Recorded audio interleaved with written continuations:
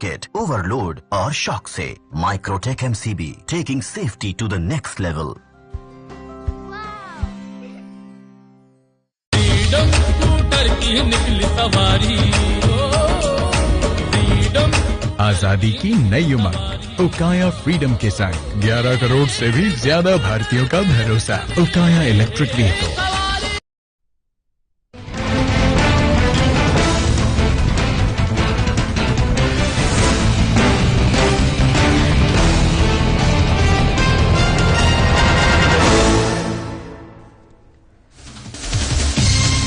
चार राज्यों में बीजेपी की शानदार सफलता। मोकामा में बीजेपी पार्टी प्रदेश प्रवक्ता ने जारी किया बयान, पीएम मोदी को दी हार्दिक बधाई।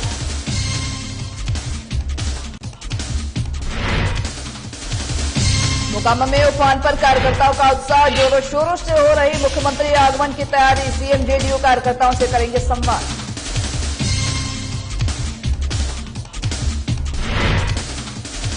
विधान परिषद का नामांकन शुरू। एनडीए प्रत्याशी ने किया अपना नामांकन, अपनी जीत का किया दावा।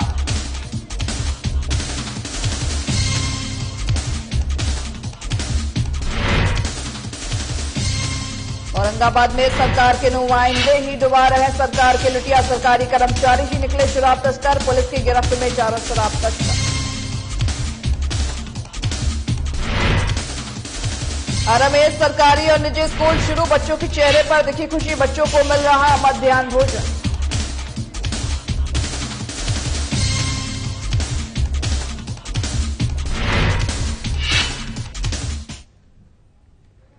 नमस्कार, आप देख रहे हैं साधना प्लस न्यूज। आप सभी का स्वागत है अपना बिहार के हमारे इस बुलेटिन में। आपके साथ मैं अंजलि झा। बुलेटिन में करते हैं शुरुआत खबरों से, जहां पर उत्तर प्रदेश समेत 4 राज्यों में बीजेपी की शानदार सफलता पर बिहार बीजेपी ने पीएम मोदी को हार्दिक बधाई दी है। जहां पर पार्टी प्रवक्ता डॉक्टर रामसागर सिंह ने बयान जारी कर इससे ऐतिहासिक जो सफलता है उसके लिए मोदी योगी की जमकर सराहना की है। सराहना करते हुए उन्होंने कहा कि सबका साथ, सबका विकास और सबका प्रयास के मूल मंत्र से उत्तर प्रदेश में बीजेपी ने इतिहास रचा है और संकीर्ण मानसिकता वाली पार्टी का सफाया किया है। वहीं प्रदेश प्रवक्ता ने सभी राज्यों की जनता का भी साधुवाद किया है। वहीं साथ ही बता दें कि जहां पर साथ ही उन्होंने कहा कि जिन्होंने बीजेपी पर अपना भरोसा कायम रखा है उन सभी का मैं धन्यवाद करता हूं। 36 साल के बाद जोगी सरकार को दोबारा जनादेश देकर एक रिकॉर्ड तोड़ा है। वहां की जातिवादी, सांप्रदायिक तुष्टीकरण करने वाली शक्तियों के राजनीतिक दुकान में ताला लगाया है वहां की जनता ने, और सबका साथ, सबका विकास, सबका विश्वास और सबके प्रयास के सूत्र से पार्टी को चलाने वाले और सरकार को चलाने वाले नरेंद्र मोदी जी में विश्वास व्यक्त किया है, जोगी जी में विश्वास व्यक्त किया है और भाजपा में विश्वास व्यक्त किया है। वहां की महान जनता को, गोवा की जनता को, उत्तरांचल की जनता को, मणिपुर की जनता को, पंजाब की जनता को भाजपा की ओर से बधाई और शुभकामनाएं। मैं नरेंद्र मोदी जी को बधाई देना चाहता हूं, शुभकामना देना चाहता हूं कि उनके अथक प्रयास से और पार्टी के करोड़ों कार्यकर्ता और जनता के प्रयास से ये दिन आया है। मोकामा टाल क्षेत्र के घोसवारी में जहां पर मुख्यमंत्री के आगमन को लेकर के कार्यकर्ताओं का उत्साह उफान पर है। आने वाले 12 मार्च को सीएम नीतीश के पार्टी कार्यकर्ता से मुलाकात कर उसने अपना दुख दर्द, उनसे सभी लोगों से दुख दर्द अपना साझा करेंगे। जहां पर जेडीयू के पुराने और वफादार कार्यकर्ता से सीएम की मुलाकात को लेकर के तैयारियां भी शुरू हो गई हैं।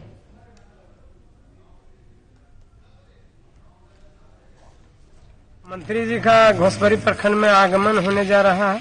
हम लोग कार्यकर्ता बहुत उत्साहित हैं, बहुत खुश हैं। हम सब कार्यकर्ता का दुख दर्द समझने के लिए, रूबरू होने के लिए जा रहे हैं। हम उनका हार्दिक अभिनंदन और स्वागत करेंगे। खूब जोर शोर से सभी तैयारी चल रही है। बेगूसराय में बिहार विधान परिषद के स्थानीय प्राधिकार बेगूसराय से खगड़िया निर्वाचन क्षेत्र के लिए आज विधान परिषद सदस्य और एनडीए के जो प्रत्याशी हैं रजनीश कुमार सिंह ने नामांकन पत्र दाखिल किया है। इस दौरान ही बड़ी संख्या में समर्थक मौजूद रहे। इस मौके पर रजनीश कुमार सिंह ने कहा कि त्रिस्तरीय पंचायत चुनाव के सदस्यों के समर्थन में तीसरी बार मैं मैदान में हूं। उन्होंने कहा कि त्रिस्तरीय पंचायत चुनाव की जनप्रतिनिधि के सहयोग से प्रधानमंत्री ने जो गांव के विकास का सपना देखा है उसे एक सिपाही के तौर पर वो पूरा करने का काम करेंगे।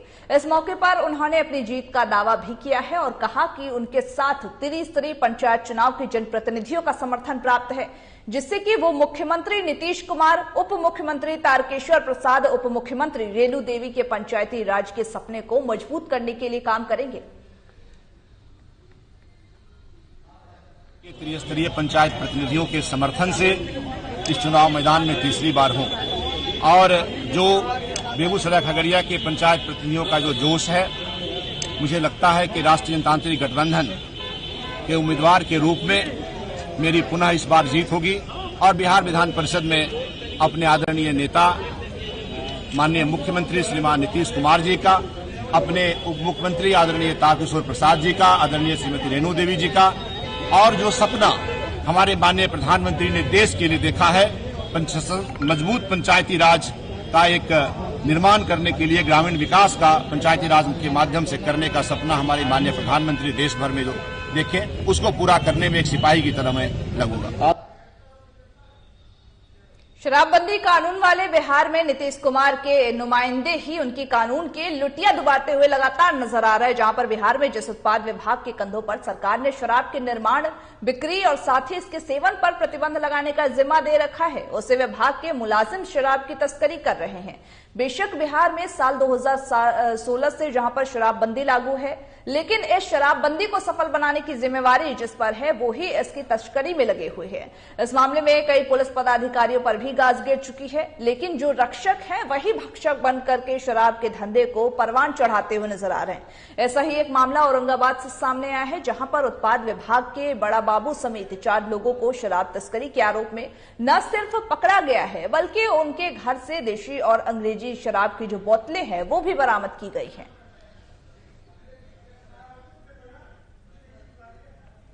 इसके बारे में हमको कोई जानकारी नहीं है। हेड कलर थे आप जी, उत्पाद विभाग में? जी। क्या नाम हुआ आपका? भूपेंद्र चौधरी। तो ये लोग मतलब क्या करता था वहाँ? कहाँ पे? उत्पाद विभाग में ये लोग पोस्टेड है। क्या क्या है वो लोग? ASI है, 2 वो सिपाही है। और आप हेड कलर थे? जी। तो आपको क्यों लाया गया जब आपको जानकारी नहीं था? हम वहाँ पर गए थे, हमको DSP साहब बोले कि इनको ले जाइए, पूछताछ कर लीजिएगा, उसके बाद छोड़ दीजिएगा। हम वहाँ पर जो गए थे तब डेट में घर में काम डेट हो रहा था, तो हमको खाना के लिए थी, होटल में खाते थे खाना, खजाना में खाना मिल लेट हो गया था, ऑफिस से 7:30 बजे निकलवे किए। उसके बाद चल गए मार्केट में, कुछ सामान लिए, खाना के लिए बुलाया गया था, खाना के लिए गए थे, तब तक वहाँ काम हो रहा था, तो हमको भी अति कर लिए। कितना दारू पकड़ाया है? नहीं कर सकते, कुछ नहीं कर सकते। तो ये लोग बेचता था वहाँ से? जी नहीं, कोई जानकारी हमको नहीं। कोरोना महामारी के बाद भोजपुर जिले में जहां पर निजी विद्यालय खुल चुके हैं, अब इसके साथ ही साथ सरकारी स्कूलों में बच्चों के मध्याह्न भोजन भी उपलब्ध कराए जा रहे हैं, जिसको लेकर के बच्चों में खुशी का माहौल देखा जा रहा है। आरा शहर के राजकीय आदर्श मध्य विद्यालय का नवादा में जहां पर सुबह 11 बजे ही भोजन की गाड़ी पहुंची, जहां कर्मियों ने बारी बारी से भोजन के डिब्बे को लेकर के उठा करके स्कूल में रखते हुए नजर आए। बता दें कि 3 दिन पहले ही कोइलवर के एक सरकारी स्कूल में खाना सही नहीं मिलने की वजह से बच्चों को खाने से वंचित होना पड़ा था।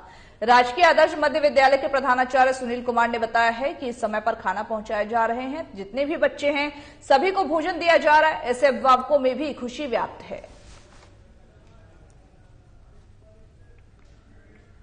यहाँ पर बता दें कि सरकारी और निजी स्कूल अब शुरू हो चुके हैं, तो ऐसे में जो बच्चे हैं उनको मध्याह्न भोजन का भी अब मिलने लगा है, क्योंकि बीते दिनों ही ऐसी खबरें सामने आई थी कि भोजन में खराबी के कारण बच्चे बीमार पड़ गए थे, जिसकी वजह से अब समय पर बच्चों को भोजन पहुंचाया जा सके, इसको लेकर भी जो प्रशासन है वो सख्त हो चुकी है। वह इसको लेकर के बच्चों को अब मध्याह्न भोजन मिल रहा है और जो बच्चे हैं उनके चेहरे भी कहीं ना कहीं खिले नजर आ रहे हैं, क्योंकि एक लंबे समय के बाद जहां पर भोजन की गाड़ी अब हर रोज भोजन की गाड़ी पहुंचती है और उससे लेकर के स्कूल में रखते हैं, डिब्बे रखे जाते हैं और उसके बाद फिर जो बच्चे और जो बच्चियां हैं वहां पर उनको मध्याह्न भोजन दिया जाता है।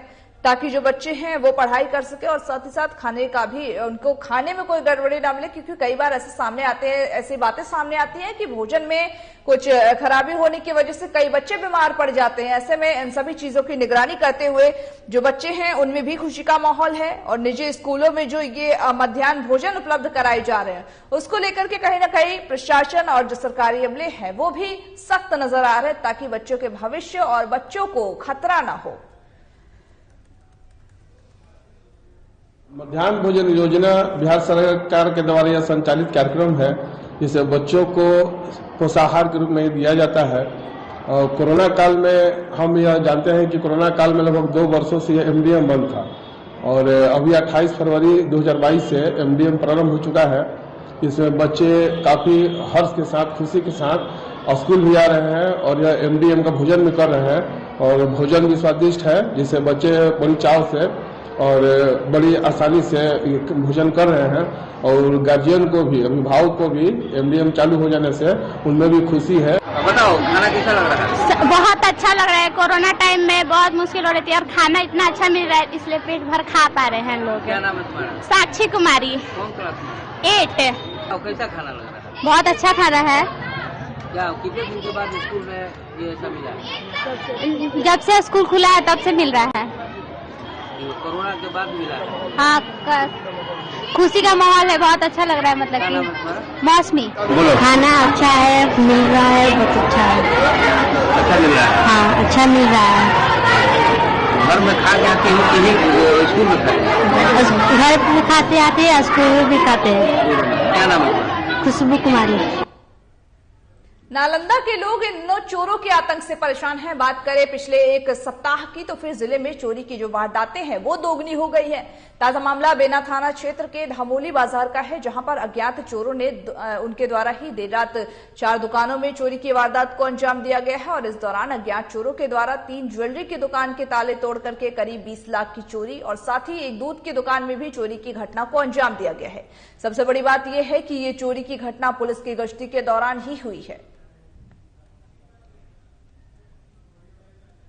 जब कुछ होता है जमा, जितने बार भी अगले बार भी दुकान में चोरी हुआ, मेरा छोटा भाई है, दुकान में चोरी हुआ, अगले बार भी हम लोग किसी तरह करके स्टेट देते हैं, उसके बाद फिर आता है उठा करके ले जाता है। अगले बार भी प्रशासन को बोलते बोलते तक कुछ नहीं। इस बार एक बार में 4 दुकान में चोरी हो रहा है। मात्र 2 से 3 घंटे में प्रशासन क्या कर रही है? दारू के पीछे भाग रही है और चोरी के पीछे कुछ नहीं।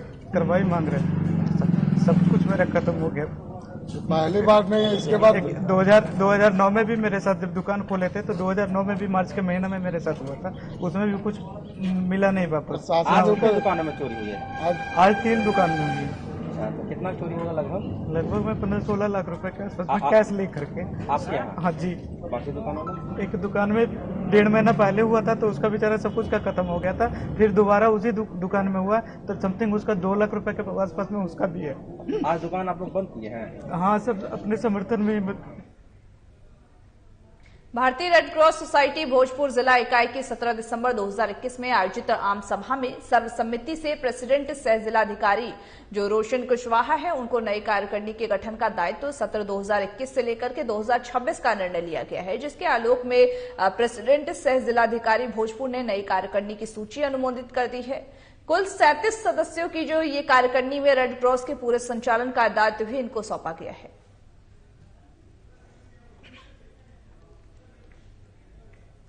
जब बता दें कि कुल 37 सदस्यों को ये दायित्व सौंपा गया है और साथ ही साथ भारतीय रेड क्रॉस सोसाइटी जो है उसको अब 17 दिसंबर 2021 में जो एक आम सभा आयोजित की गई थी जिसमें प्रेसिडेंट थे सह जिलाधिकारी रोशन कुशवाहा, साथ ही आलोक में जो अब इनके दायित्व का जो गठन है उसका 2021 से लेकर के 2026 तक के लिए इनका निर्णय लिया गया है। नई कार्यकारिणी का इस दौरान गठन किया गया और जिसमें कि 37 सदस्यों को दायित्व सौंपे गए हैं ताकि वो अपने दायित्वों का जो निर्धारण है वो सही रूप से कर सके और जो भी उनके दायित्व हैं उनको संपूर्ण रूप से निर्धारित कर सके। उसको लेकर के आज 37 सदस्यों की नियुक्ति हुई है और 37 सदस्यों को उनके दायित्व सौंपे गए हैं। साथ ही साथ उन सभी को 2021 से लेकर के 2026 तक के लिए ये निर्णय लिया गया है। जिसमें कि रेड क्रॉस सोसाइटी भोजपुर के द्वारा ये निर्णय लिया गया है। अब रेड क्रॉस सोसाइटी की भोजपुर की जो नए सदस्य, नए जो गठन है वो कर लिया गया है और नई कार्यकारिणी का इस दौरान गठन किया गया है।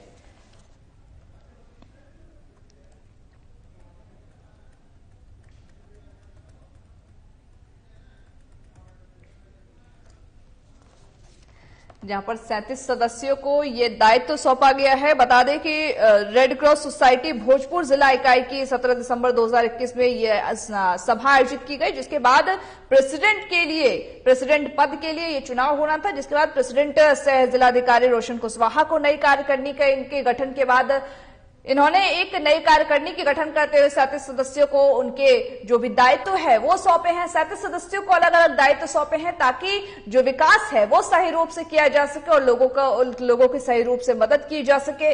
वही साथ ही लोगों को किसी तरह की कोई परेशानियां ना हो, उसको लेकर भी जो प्रेसिडेंट है उन्होंने खासतौर पर यह ध्यान दिया है। और साथ ही 37 सदस्यों के इस गठन के साथ ही 37 लोगों को अलग अलग दायित्व देकर के उन सभी को विकास की आगे बढ़ाया है।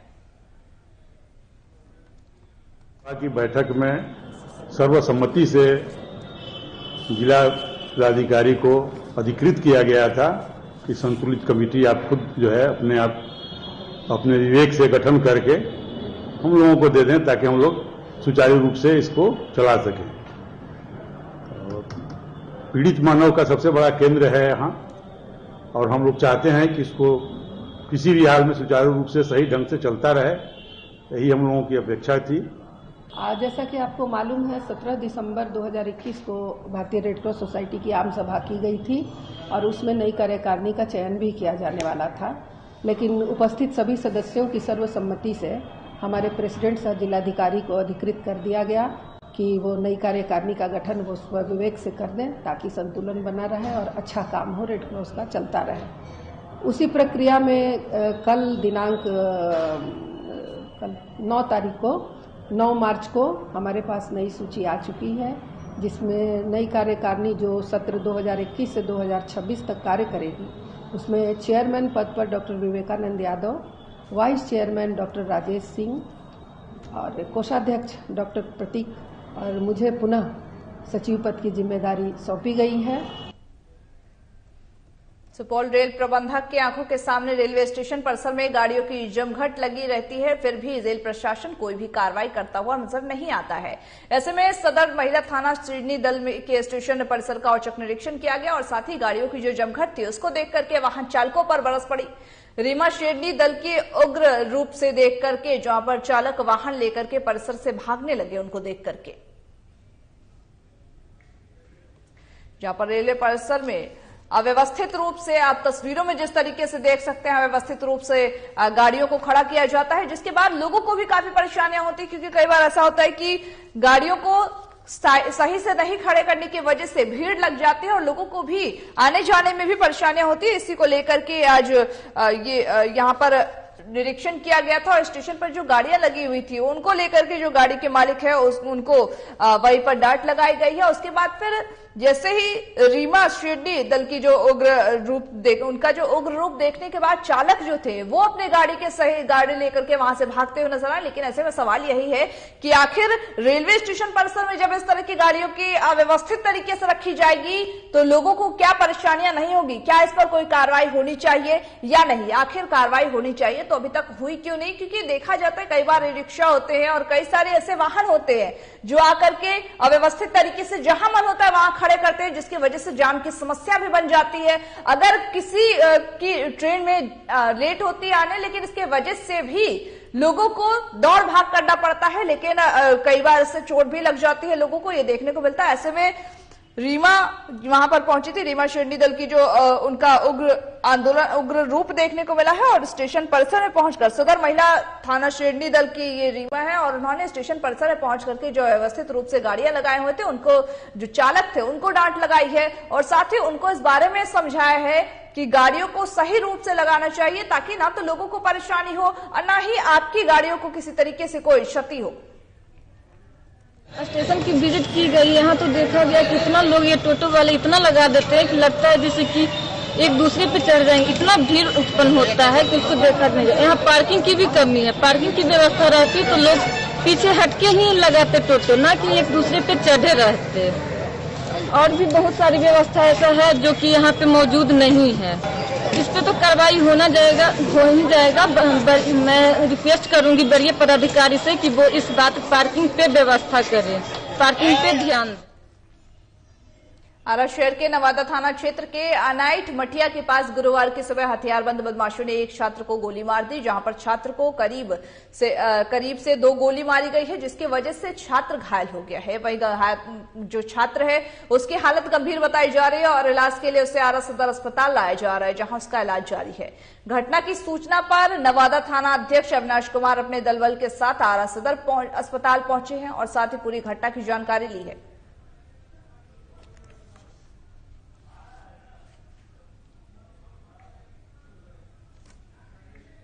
जहां पर दिन दहाड़े एक युवक को गोली मारी गई है, उसकी हालत गंभीर बताई जा रही है। और इस तरह की अगर घटनाएं जो है वो कहीं ना कहीं पुलिस प्रशासन पर एक सवाल उठाते हुए नजर आती हैं कि आखिर कोई कैसे अपराधी आकर के दिन दहाड़े किसी युवक को गोली मार कर चला जाता है। आखिर जो पुलिस प्रशासन है वो क्या कर रही है, क्या वो मुस्तैद नहीं थी? और सवाल ये भी है कि अपराधी जो है उनके हौसले इस कदर कितने बुलंद हैं कि वो दिन दहाड़े किसी भी युवक को इस तरह से गोली मारकर चले जाते हैं और उन्हें बिल्कुल भी जो पुलिस का खौफ होता है वो नहीं नजर आया।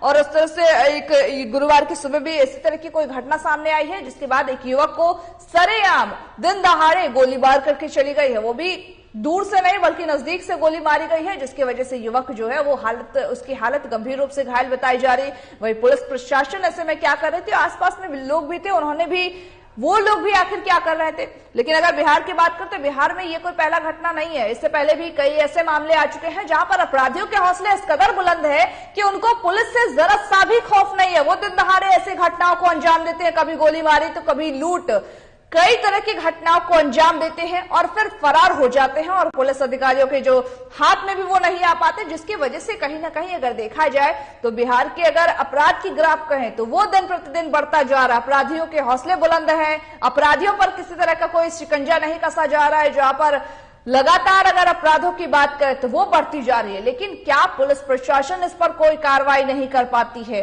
ये एक बड़ा सवाल है।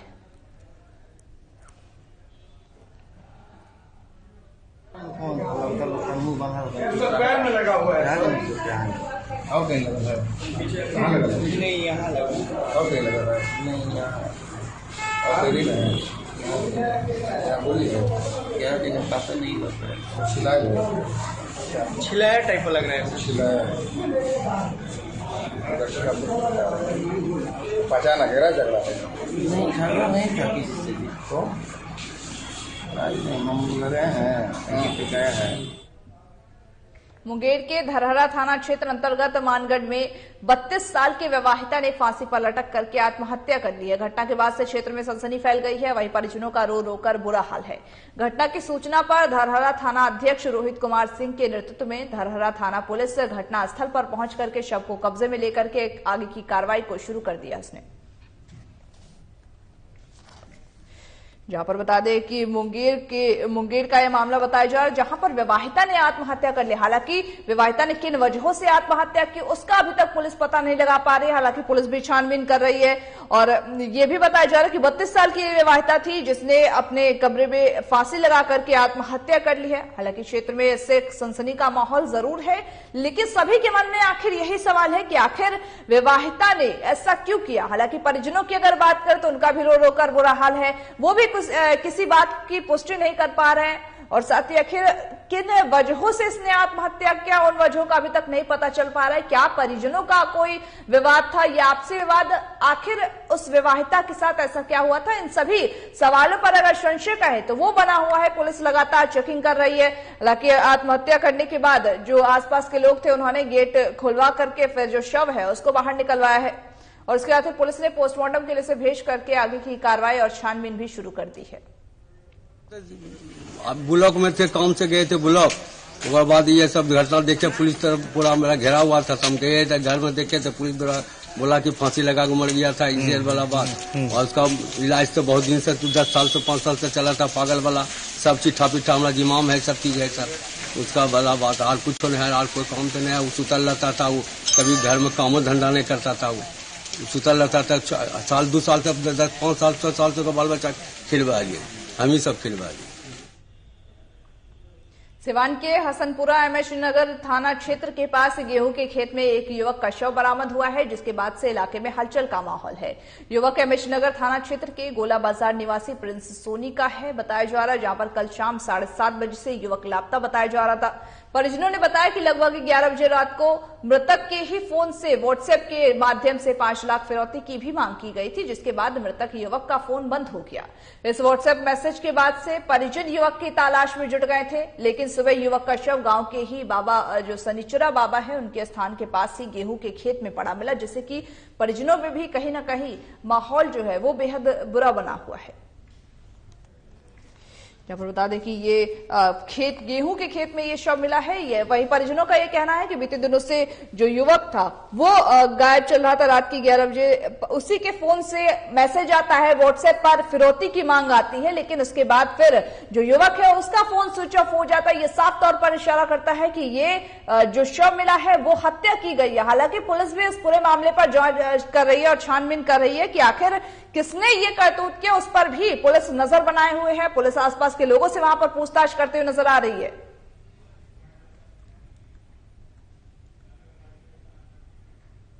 अपना बिहार के हमारे इस बुलेटिन में मुझे दीजिए इजाजत और तमाम बाकी खबरों के अपडेट्स के लिए देखते रहिए साधना प्लस न्यूज।